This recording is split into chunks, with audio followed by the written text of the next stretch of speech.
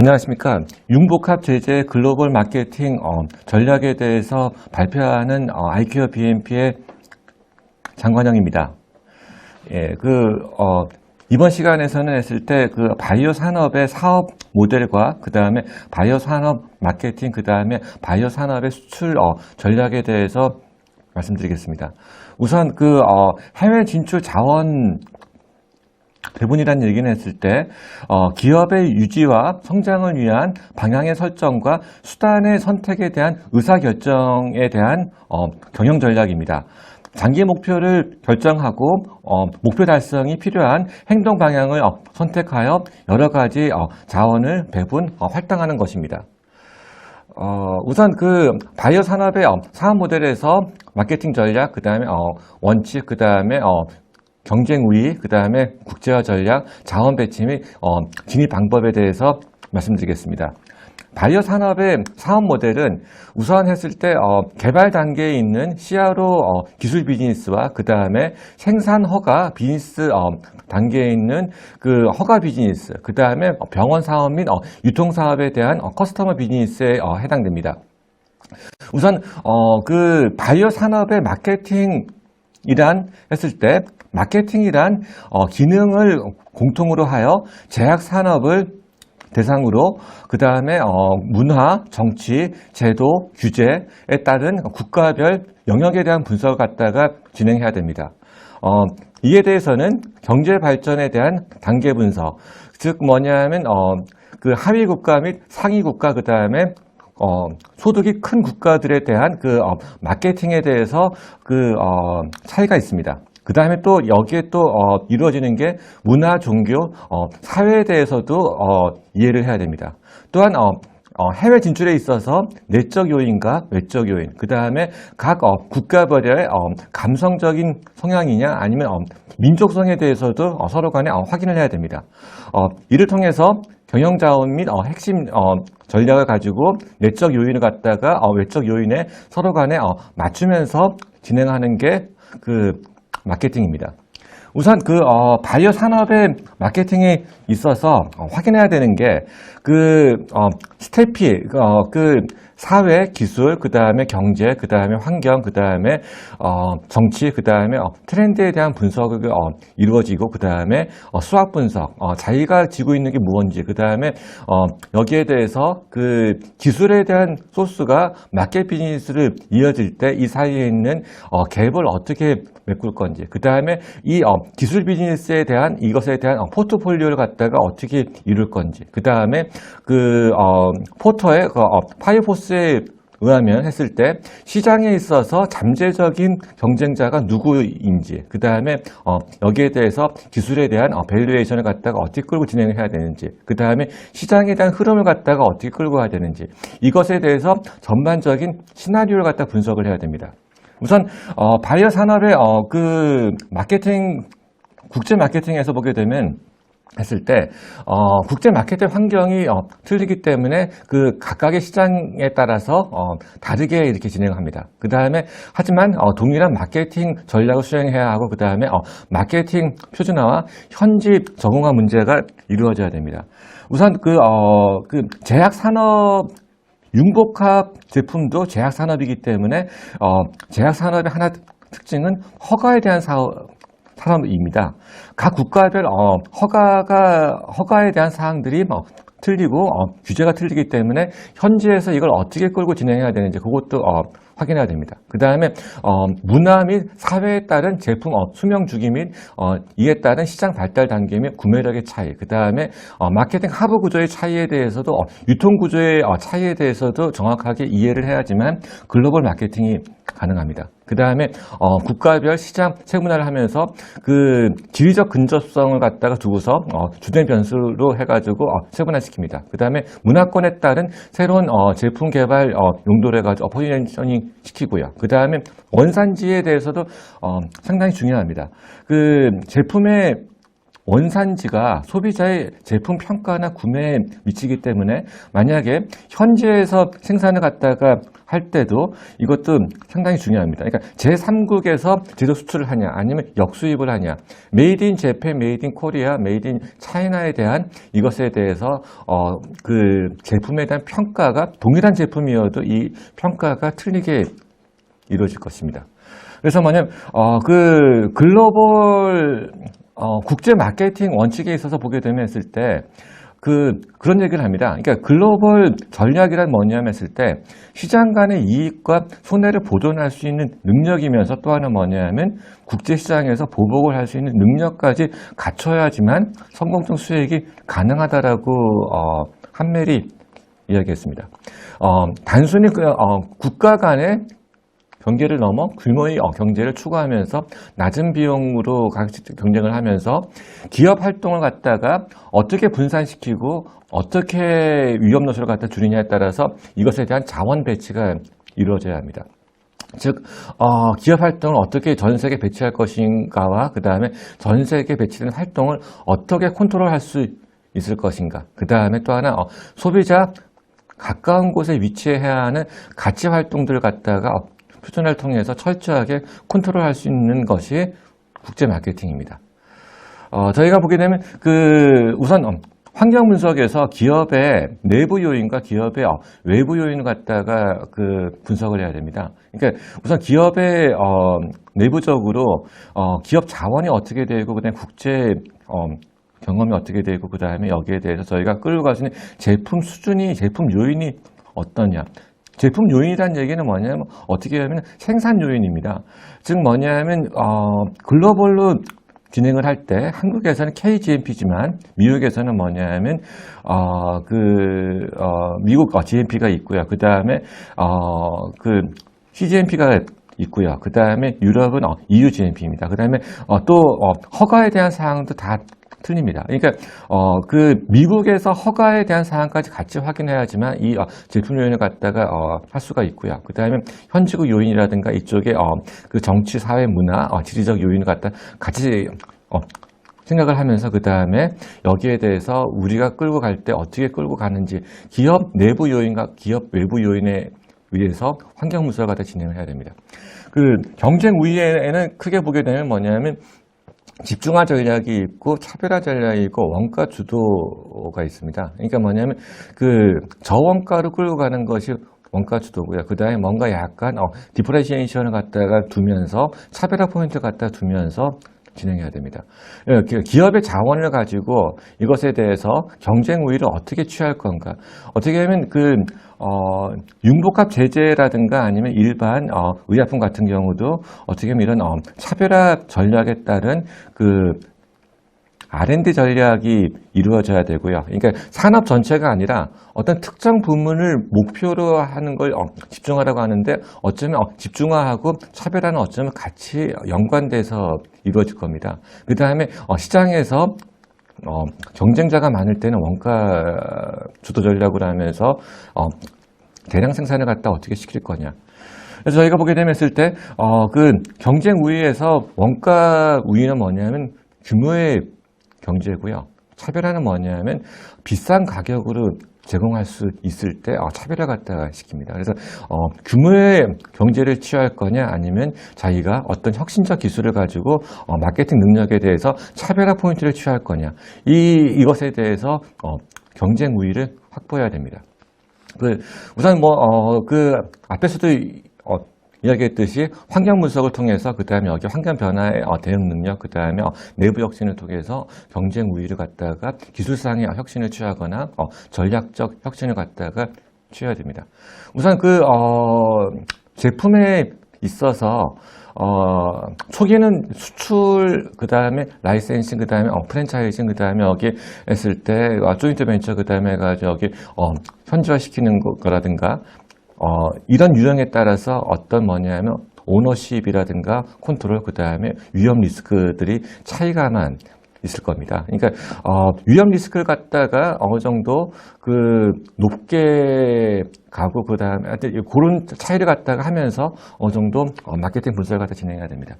우선 마이클 포터가 한 얘기가 보게 되면 했을 때 여기에 대한 번역이란 창조되는 것이지 유산으로 물려받는 것이 아니다라고 이야기했습니다. 근데 여기에 보게 되면 했을 때 경영 요건에서 전략 구조, 경쟁 구조, 그 다음에 시장을 갖다 끌고 갈 때 시장의 크기, 그 다음에 시장의 퀄리티, 그 다음에 여기에 대해서 그 기초 요건이 어떻게 있고, 그 다음에 이걸 갖다가 어떻게 묶어주냐, 클러스팅을 어떻게 하냐에 대해서도 생각을 해야 됩니다.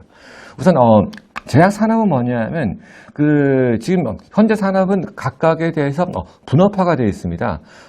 초기 산업은 했을 때 1970년도까지만 해도 버티컬 구조였습니다. 그러니까 A부터 Z까지 다 하는 그런 구조고요. 그 다음에 이 상태에서 분업화가 이루어지면서 아마 산업은 더 분업화가 진행될 겁니다. 그 다음에 여기에 대해서 밸류 체인을 갖다 서로 간에 어떻게 연결해 주냐, 그 다음에 외부의 요인을 갖다가 어떻게 끌고 들어와서 어떻게 이걸 메꿔주냐, 그것에 대해서 그 다음에 자기가 진행하는 분야는 어떤 분야이고 그 부족한 부분을 채우기 위해서 어떻게 진행해야 되는지 그것도 같이 생각을 해야 됩니다.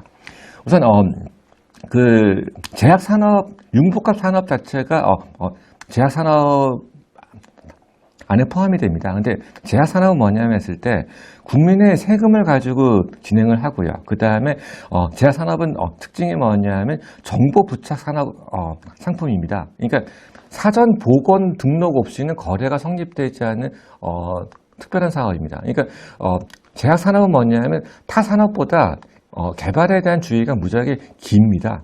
허가를 진행해야지만 산업이 이루어지고 허가까지 진행될 때 긴 시간이 필요합니다. 그래서 다른 비즈니스 분야보다 2년 내지 3년 미리 투자를 하고, 그 다음에 마케팅이 의약품 등록이 되면서 마케팅이 동시에 구축이 되어야 됩니다. 이것에 대해서 어느 정도 제약산업의 특징을 갖다가 이해를 해야 되고요. 그 다음에 지금 산업은 뭐냐면 했을 때 신약에 대한 산업으로 많이 턴되고 있습니다. 근데 만약에 본인이 갖고 있는 것이 만약에 후발의약품이라고 하면은 후발의약품에서 뭐냐면 생산이라든가 마케팅에 대한 거점 확보를 하면서 다시 수출하는 역수출 방향도 한번 생각했다 하면 하는 것도요 괜찮습니다. 그 다음에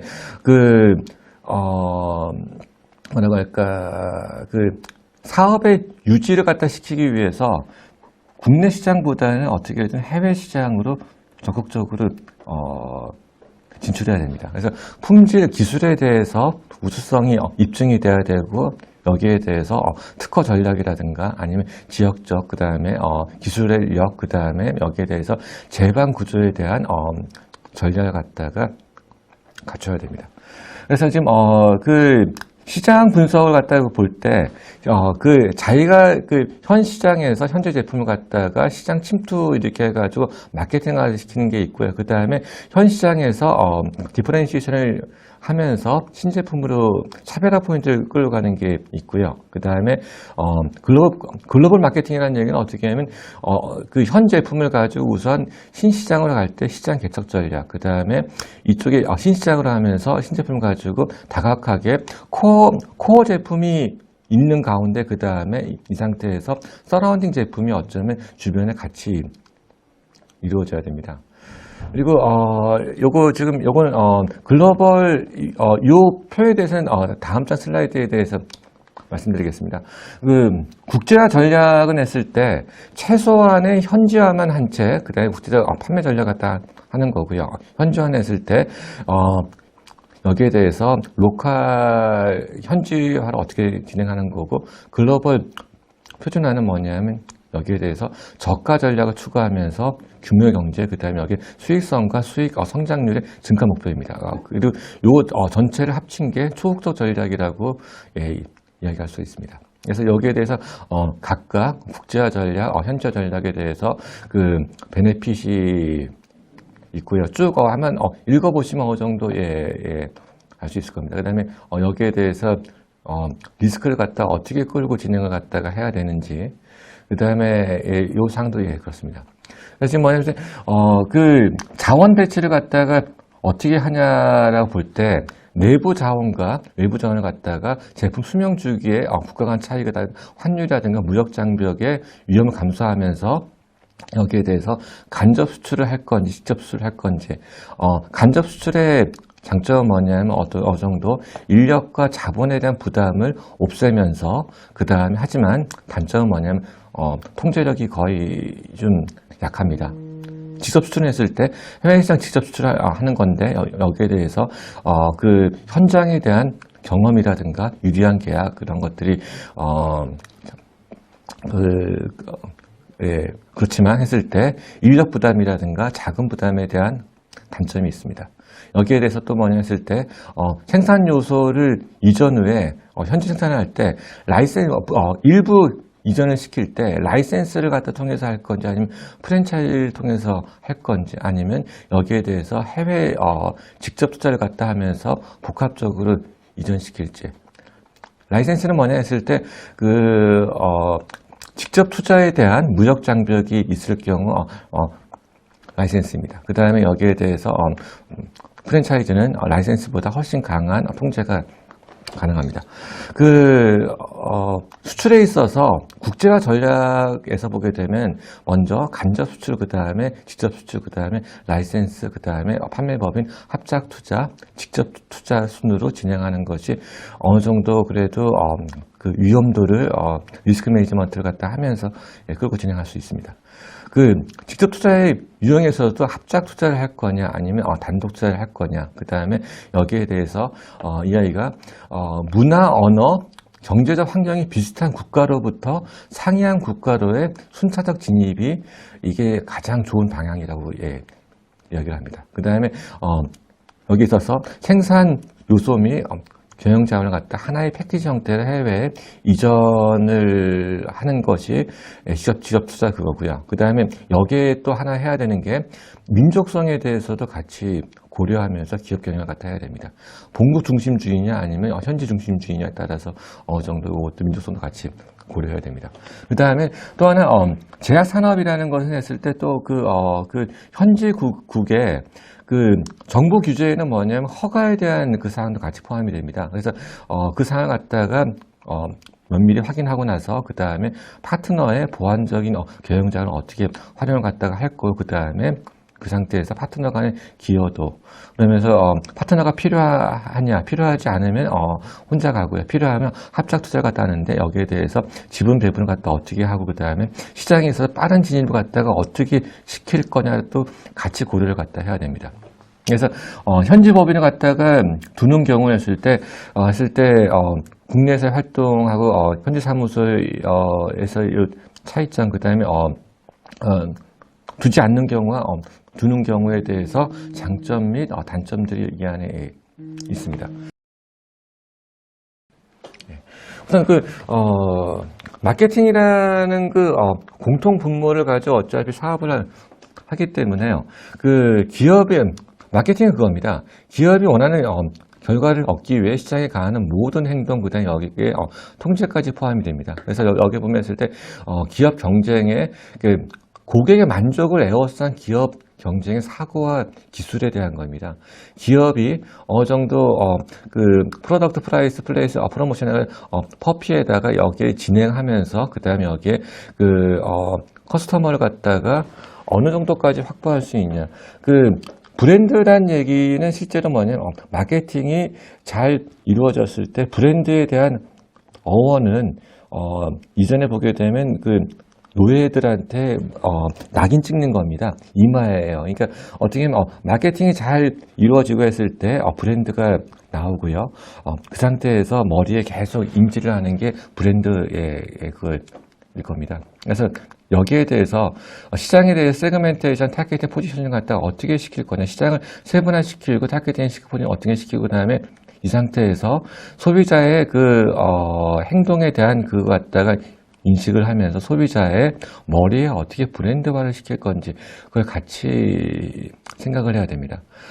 근데 여기에 볼 때 보게 되면 구매자, 공급자, 그 다음에 시장에 대해서 대체자가 있을 거고 잠재적 진입을 어떻게 보면 상당히 위험한 거죠. 그러니까 뭐냐면 전혀 모르는 시장에 대한 진입자가 나올 거고 그래서 뭐냐면 이것에 대해서 그 파이어포스 모델에 대해서도 같이 생각을 갖다가 해야 됩니다. 그래서 지금 뭐냐면 또 하나 뭐냐면 마케팅이라는 얘기는 각 지역에 대한 것마다 다 틀립니다. 그래서 소비 심리와 문화에 대해서 생각을 갖다가 해야 되고요. 그 다음에 여기에 대해서 어떻게 접근하고 어떻게 살 거고 어떻게 팔고 그 다음에 어떻게 뿌릴 거냐라는 것에 대해서 이것에 대해서도 전략적으로 생각을 해야 됩니다. 여기서 문화라는 얘기를 했을 때 또 하나 뭐냐면 봤을 때 그 마케팅을 할 때 그 스포큰 랭귀지가 있고 사이런트 랭귀지가 있습니다. 그러니까 뭐냐면 우리나라 같은 경우는 사이런트 랭귀지고요. 그 다음에 어떻게 보면 서구 같은 경우는 스포큰 랭귀지입니다. 그러니까 어떻게 보면 그 감성에 의해서 끌고 가는 게 사이런트고요. 이성에 의해서 끌고 가는 것이 스포큰 랭귀지일 겁니다. 그 다음에 사회에 있어서 구성 요소들이 핵가족이냐 아니면 전체 대가족이냐 그것에 대해서 사회 요소 그 다음에 여기에 대한 그 종교라든가 아니면 어떤 색감이라든가 그런 것들도 그 교육 정도 그 다음에 여기에 밸류 시스템도 같이 문화 포인트도 같이 생각을 갖다 해야 됩니다. 그래서 여기에 대해서 암시적 문화가 아시아고요. 그 다음에 여기에 대해서 명시적 문화가 유럽 쪽입니다. 그래서 이것에 대해서도 같이 생각을 갖다 하면서 자기의 상품을 갖다 어떻게 융복합체에서 어떻게 끌고 진행을 할 건가. 그 다음에 또 하나 뭐냐면, 저희가 보고 있는 색깔하고요. 그 다음에, 외국에서 보는 색깔들, 각 국가별로 색깔의 포인트가 느낌이 전혀 틀립니다. 이것도 같이 생각을 해야 하는 게요. 소비 심리를 갖다가, 같이 생각을 해줘야 됩니다. 그 다음에, 여기에 대해서 그 다음에 그 파워 분포가 그 다음에 여기 다음에 개인주의가 어떻게 돼 있는지 그것도 같이 생각을 해야 돼요. 그 다음에 여기에 여성상 가치라든가 그런 걸 같이 생각을 해야 돼요. 그 다음에 여기에 대해서 그 불확실성을 피하려고 하는 요인들도 같이 생각을 갖다 해야 됩니다. 그래서 보게 되면 했을 때 우리나라 아시아 쪽은 워커비 스타일이고요. 그 다음에 인디아는 어느 정도 가족에 대한 거입니다. 그 다음에 여기 보기에는 고게팅, 그러니까 어느 정도 좀 약간 각각에 대한 문화에 대해서 각 국가별 문화에 대해서도 같이 생각을 해야 됩니다. 그래서 제품 서비스 정보를 갖다가 그 소비자에게 어떻게 효율적 교환을 갖다 시키냐 그것을 같이 생각을 하면서 진행을 해야 됩니다. 그래서 여기에 대한 생산, 가격, 교환, 유통, 광고의 극대화를 어떻게 시킬 거고 그것에 대해서 위험 요소를 어떻게 최소화시킬 거냐 같이 생각을 해야 되고 여기에 대해서 원가 우위로 갈 건지 차별화 집중으로 갈 건지 여기에 대해서 시장 분석을 갖다 하면서 여기에 마케팅 전략, 그 다음에 여기에서 내적 요인, 그러니까 문화라든가 어떤 심리적인 거, 그 다음에 사회 문화, 그다음에 마케팅에 대해서 어느 정도 이것에 대해서도 같이 생각을 갖다가 해줘야 됩니다. 그리고 나서 여기에 있어서 그 목표 설정하고 그다음에 시장 세분화 시키고 그 다음에 그 상태에서 시장 분석을 하면서 그 다음에 자사 제품에 대해서 어떻게 세그멘테이션 되고 어떻게 타겟팅 되고 어떻게 포지셔닝이 될 건가. 그 다음에 여기에 각각에 대한 자사의 제품이 어떤 제품들인지 그것에 대해서 어떻게 시장 침투하고 제품 개발, 시장 개발, 그 다음에 다각화를 어떻게 시킬 건가 그것도 같이 생각을 해야 됩니다. 우선 코어 제품이 우선 들어간 다음에 그 다음에 여기에 대해서 그 확장 제품 스타일로 가면서 코어 제품에 대해서 확장 제품에 대해서 확실하게 어떤 마케팅이 이루어진다라고 하면 이게 아마 어느 정도 쉽게 흔들리지 않는 그 시장일 겁니다. 그래서 여기에 대해서 시장을 세그멘트 시키고 그다음에 여기에 해가지고 타겟을 갖다 어떻게 끌고 가고 그다음에 향후에 소비자가 필요한 제품이 무언지고도 같이 생각 갖다 해야 됩니다. 그래서 마케팅에 있어서 각각에 대한 세분화를 갖다 시켜야 되고요. 그 다음에 여기 사회 질이, 그 다음에 심리적 제품 관련된 변수 같이 봐야 되고요. 그 다음에 또 하나 뭐냐면 지역별로 볼 때 중국에서도 어떻게 하면 했을 때 이쪽 센트럴 지역하고 그 다음에 이스턴 지역이 중국의 인구가 제일 많습니다. 그러니까 전체를 끌고 갈 때 그 가운데서 먼저 세분화 지역으로 어떻게 끌고 진행을 갔다가 하고 그다음에 그 상태에서 인구 분포뿐만 아니라 경제 구조에 대해서 같이 생각 갖다 하면서 어느 쪽을 타겟팅을 갖다 진행을 해야 될지 그것도 같이 봐야 됩니다. 그다음에 여기에 대해서 성능이라든가 신뢰성, 그다음에 여기에 대해서 제품하고 서비스에 대해서도 어느 정도 믿음을 줘야 될 겁니다. 근데 여기에 대해서 우선 했을 때 마케팅에 있어서 어떻게 하면 이 몇 가지 이야기하면요, 선도자의 법칙 같은 경우에 했을 때 중요한 것은 시장에 대한 타이밍입니다. 이 시장에 대한 지배를 갖다가 어떻게 끌고 진행을 할 거냐. 그러니까 제일 먼저 시장에 갔다가 제일 먼저 들어간 제품이 그 시장에 갔다가 지배합니다. 그 다음에 여기에 대해서 새로운 영역을 갖다 어떻게 개척을 할 거냐. 그 다음에 기업 속에 맨 먼저 어떻게 들어가게끔 할 거냐. 이것이 어떻게 보면 중요하죠. 그리고 그 다음에, 이 선도자 영역 기업에 대해서는 먼저 들어가는 거입니다. 그 다음에 또 하나 했을 때, 시장은 했을 때, 1등하고 2등이 거의 뭐냐면 이 시장을 갖다가 다 먹습니다. 그러니까, 시장은 거의 어떠한 시장이든 간에 두 마리의 말만이 달리는 경주입니다. 가장 빨리 들어가서 그 다음에 이것에 대해서 어떻게 디자인을 갖다가 할 거냐. 그 다음에 또 하나 했을 때 정반대 법칙이 있습니다. 뭐냐면 아스피린 시장에 타이레놀 시장에 들어갈 때 어떻게 하면 포지셔닝이 아니라 리포지셔닝입니다. 그러니까 타이레놀 그때 이야기할 때 아스피린의 위장 장애가 있는 분들은 타이레놀과 상의하십시오 하면서 좋은 상대방이 갖고 있는 것에 있어서 좀 안 좋은 걸 약간 부각시키면서 자기를 갖다가 포지셔닝 시킵니다. 그래서 뭐냐면 전혀 다른 앞에 거에서보다 부작용이 없는 전혀 틀린 것을 갖다가 만든다라고 하면요, 이것이 앞에 선도자를 갖다가 따라잡는 겁니다. 어느 정도 한 100년 정도, 한 80년 정도 이 시장이, 타이레놀 시장이 뒤에 들어왔는데, 지금은 했을 때 현재는 타이레놀이 아스피린보다 매출이 더 큽니다. 그 다음에 분할의 법칙도 같이 봐야 되고, 그 다음에 원근의 법칙도 같이 봐야 되고요. 뭐냐면 장기적인 안목을 갖춘 자만이 마케팅하다 진행할 수 있습니다. 그 다음에 여기에 대해서 희생의 법칙, 그러니까 무능한 만능가보다 한 가지 분야에 유능한 전문가가 어떻게 보면 더 좋은 것일 겁니다. 그래서 뭐냐면 구매층의 범위를 작게 한다고 해서 시장 전체를 잇는 것이 아니기 때문에 어느 정도 전체 시장을 갖다 끌고 가는 것보다 어느 정도 자기가 잘할 수 있는 분야를 끌고 가는 게 가장 좋을 겁니다. 그 다음에 여기에 대해서 어떻게 보면 단 한 차례 큰 제품이 실질적인 성과를 갖다가 이룰 수도 있고요. 그래서 뭐냐면 여기에 대해서 어느 정도 좀 차별화된 제품으로 끌고 가는 게 저는 필요하다 봅니다. 그래서 여기에 대해서 어느 정도 근데 또 하나 뭐냐면 했을 때 트렌드에 대한 분석도 같이 필요합니다. 그래서 뭐냐면 시장 조사를 했을 때 어떤 미래를 알 수 있는 시장 조사가 필요하고요. 그 다음에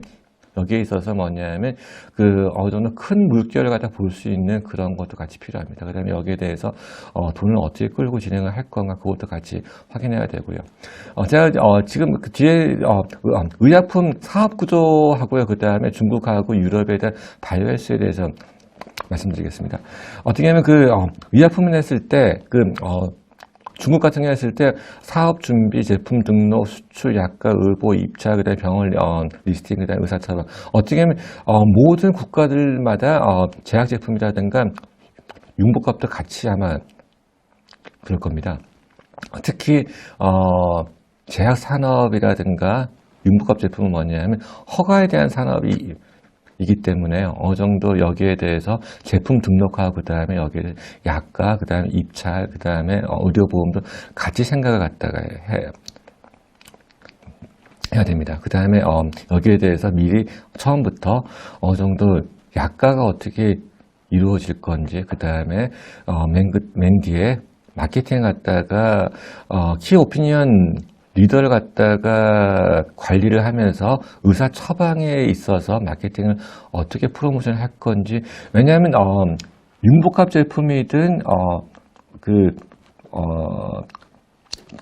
제약 산업이든 간에 보게 되면 했을 때 결국에 가서 물건을 갖다가 초이스하는 거는 의사분들입니다. 그러니까 여기에 대해서 의사 처방 갖다가 어떻게 끌고 진행할 건지 그것도 같이 봐줘야 됩니다. 그래서 보게 되면 미국, 유럽 같은 경우에 했을 때 지금 미국, 유럽 같은 경우에 중추신경이라든가 심장질환 쪽이 시장이 메인이고요. 중국 같은 경우는 항생제 쪽입니다. 그래서 뭐냐면 각 국가별로 해가지고 개발 단계에 따른 융복합 제제에 대한 시장이 들어가줘야 될 겁니다.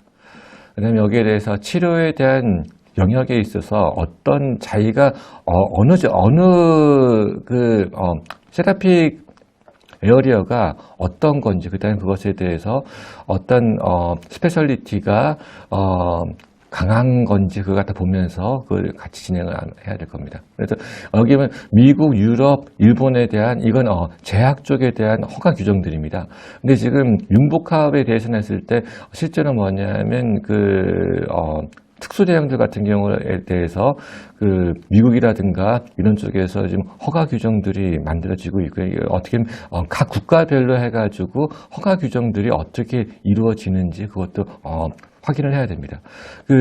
3D 프린팅 같은 경우는 미국 같은 경우에 했을 때 3D 프린팅에 있어서 항간질 치료제에 대해서 허가 규정들이 있고요. 근데 했을 때 일본이라든가 이런 데는 아직 없습니다. 그래서 미국이라든가 유럽, 일본들의 허가에 대한 규정도 같이 보면서 시장을 갖다가 끌고 진행을 해야 됩니다. 그래서 이건 중국의 의약품 그건데 했을 때 우리나라 의약품 분류하고 중국의 의약품 분류는 상당히 차이가 있습니다. 그래서 각 국가별로 의약품 분류가 어떻게 이루어지는지, 그다음에 등록, 그다음에 생산 허가가 어떻게 이루어지는지 그것도 같이 면밀하게 보면서 진행을 갖다가 해야 됩니다. 그래서 중국 같은 경우에 했을 때 의약품 관리법, 그다음에 수입 등록 관리법, 그다음에 여기 신고 자료, 그다음에 타임라인, 그다음에 절차에 대해서도 어느 정도 각각 확인을 해야 되고요. 그다음에 또 하나 특징은 뭐냐면 수입을 하거나 아니면 또 임상에 대해서 했을 때 임상은 뭐냐면 이미 해외에 등록된 의약품이라든가 제2상 내지 3상 임상 실험에 진입한 약물만이 중국에서는 임상 실험을 갖다 할 수가 있습니다. 그래서 어느 정도 그런 사항들도 다 확인을 갖다가 해야 되고요. 그 다음에 중국의 의약품 분류는 바이오 의약품, 합성 의약품이 우리나라보다 더 훨씬 더 복잡합니다. 그래서 이것에 대해서 미리 사전에 확인을 갖다 하면서 진행을 갖다가 하고 이 사항들은 각 국가별로 차이가 있습니다. 왜냐하면 의약품이라는 것 자체가 허가가 진행이 돼야지만 상품화가 가능하고 그것이 허가가 임상에 대한 허가들을 그거기 때문에요. 그 다음에 이런 분류 체계마다 다 전부 다 임상에 대한 엔수가 틀립니다. 그래서 어느 정도 그것도 다 같이 확인한 다음에 진행했다가 하십시오. 그 다음에 여기에 대한 등록 절차가 어떻게 이루어지는지 그것도 확인해야 되고요. 그 다음에 여기에 있을 때 중국 의약품 API라든가 약품 제재에 대한 허가 등록 사항들이 쫙 있습니다. 그리고 여기에 대해서 수입 의료기기에 대한 허가 절차들 이런 것들 다 확인 해야 되고요. 그 다음에 여기에 대해서 여기 수입 의약품의 허가 절차에 있어서 워킹데이라든가 이런 것들도 다 확인하면서 진행을 해야 될 겁니다. 그 다음에 유럽 의약품 같은 경우에 했을 때 이쪽 유럽의 허가 규정에 또 했을 때 이쪽에 국가별 판매 허가를 갖다 할 거냐, 통합조차를 통해서 시장을 갖다 들어갈 거냐, 그것에 대해서도 진행을 갖다가 확인을 갖다가 하고 진행을 해야 됩니다. 여기에 대해서 유럽의 EMEA 조직도에 대해서도 메인에 대해서도 같이 확인을 갖다 해야 되고요. 그 다음에 여기에 대해서 통합조처로 진행을 할 거냐, 아니면 상호 인증이라든가 이런 식으로 진행을 할 거냐, 이것도 확인하면서 진행을 해야 되고, 허가 변경에 대해서도 그것도 확인을 갖다 해야 될 겁니다. 그 다음에 여기에 대해서 유럽의 CHMP에 대한 구성이라든가 실무위원회, 그 다음에 여기에 대해서 유럽 의약품이 파트 A, 파트 B, 그 다음에 여기에 바이오 제품, 혁신 제품, 그 다음에 그것도 이것도 아닌 거 했을 때 통합조처로 갈 거냐, 아니면 여기 상호 인증 절차로 갈 거냐, 국가별 허가로 진행을 할 거냐. 그러니까 한쪽에서만 진행이 되면 했을 때 전체가 진행되는 프로세스로 갈 거냐, 아니면 각 국가별로 자기가 진입하고자 하는 의약품들이 어떤 거냐에 따라서 그것에 대해서 진입에 대한 것도 같이 생각을 해야 됩니다. 여기에 대한 유럽의약품 국가별 허가 상호 인증 통합 절차가 있습니다. 쭉 읽어보시면서 한번 확인을 갖다 하시고요. 그 다음에 여기에 대해서 유럽에 들어갔을 때 총 타임라인별에 대해서도 같이 확인을 갖다 해야 됩니다. 그 다음에 여기에 그렇고요. 그 다음에 유럽 시장에 들어갈 때 사전 준비 단계에서 했을 때 미리 어느 정도 진행해야 되는 것들에 대해서도 확인을 갖다가 하고요. 그 다음에 여기 분류에 대해서도 어느 정도 확인들을 갖다가 해야 됩니다. 그 다음에 이번 시간에서는 했을 때 융복합 의료 제품에 대해서 글로벌로 진행을 할 때 생각해야 되는 사항들에 대해서 말씀드렸고요. 실제로 뭐냐면 각 국가별로 진입할 때 환경이라든가 환경 분석에 있어서는 각 국가별 허가에 대한 사항들, 그걸 먼저 확인을 갖다가 하고, 그 다음에 진입하는 제품이 그 국가의 개발 단계에 맞게끔 어떻게 진입을 갖다가 시킬 거냐, 그 다음에 그것에 주어지는 시간들에 대해서도 같이 생각을 갖다가 하였으면 싶습니다. 이상 마치겠습니다.